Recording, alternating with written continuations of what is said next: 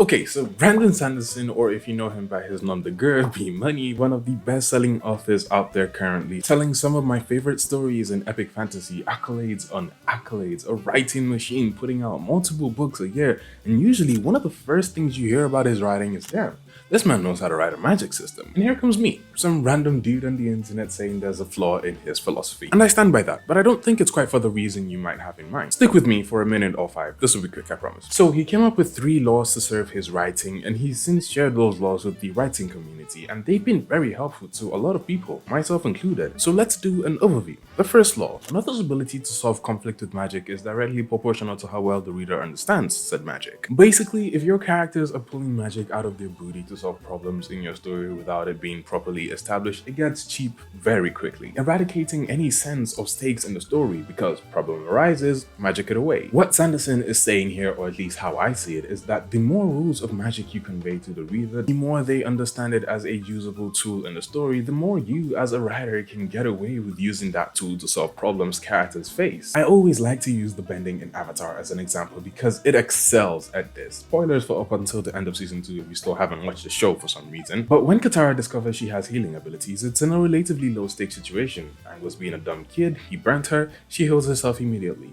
Powers established. And more importantly, those powers weren't used to solve the main stakes of the episode. But at the end of season 2, when Azula turns Aang into a human lightning rod, it's way higher stakes here, and Katara is able to use her abilities to heal him. But imagine for a second that this was the first time we as the audience see those abilities. You can already imagine how cheap Aang's supposed death would have been, and this is what Sanderson was talking about. All is lost, but magic we've never heard of before, and I can testify as a reader, I get over that very quickly. Sanderson's second law, limitations are more interesting than the actual powers themselves. Absolute power is absolutely boring. And I think it relates a little back to that stakes breaking magic we talked about. If you can do anything, why do we even have a story in the first place? But actually, it's not so much that as it is we've kind of seen every superpower under the sun at this point in fiction and media. There's actually an index of Marvel powers that kind of feels like the Simpsons already did it meme, and trust me, Marvel already did it. I'm sure if you tried really hard you could come up with something truly unique, but for the most part it's just a remix of limitations on a few basic powers we already know and love. Let's say we have a character, we'll call them Khalad. Khalad has the power of flight, except we can have him flying all over the place all free and stuff. That's too easy. We have to make him suffer, of course. So we say Khalad can only fly in one direction straight ahead. Except Khalad isn't exactly flying. He's more like getting pulled really hard in that direction, almost like gravity. But it sucks that it's only one direction, so let's cut Khalad some slack. He's unlocked other directions now, but it's still only in a straight line, up, down, left, right, forward, back, and again, he's getting pulled that way by fake gravity, not exactly flying. But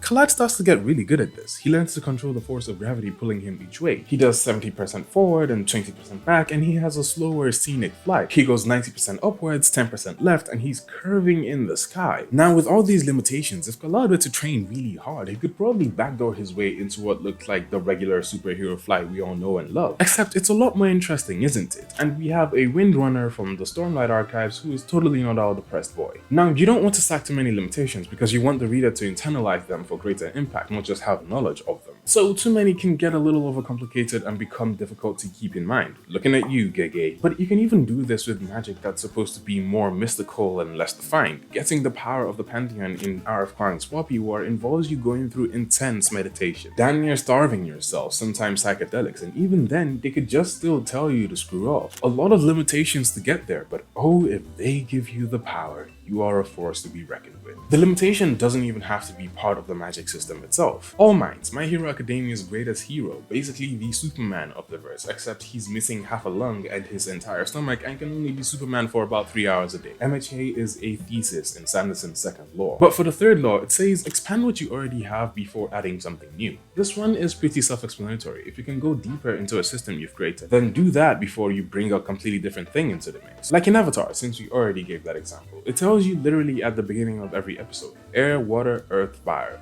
Those are the only 4, but they're always discovering new bending disciplines, aren't they? However, they're not really finding new ones, more discovering new aspects of the already existing ones. deeper, not wider. It makes for a more cohesive system, and by extension, more cohesive world building. I think it also goes back to that point of having too many things to keep track of. It can get overwhelming surprisingly quick. But also, if your story kind of demands it, if your system works better when things are distinctively different, then there's nothing Sando's third law can really do for you, is there? Which goes back to the flaw I mentioned, which isn't exactly so much about the laws themselves as it is people's reaction to them. I see way too many writers, or just fiction enjoyers in general, judge a magic system by how much or how little it adheres to these laws, and it kind of makes me sad because they're limiting their systems and their story at large. Which is why you notice Sanderson himself, whenever he talks about them, will almost always poke fun at the fact that he calls them laws, because he understands that it's just storytelling advice. Advice that he's geared towards magic specifically, but when you expand Sando's laws from the microcosm that is magic systems to your story as a whole,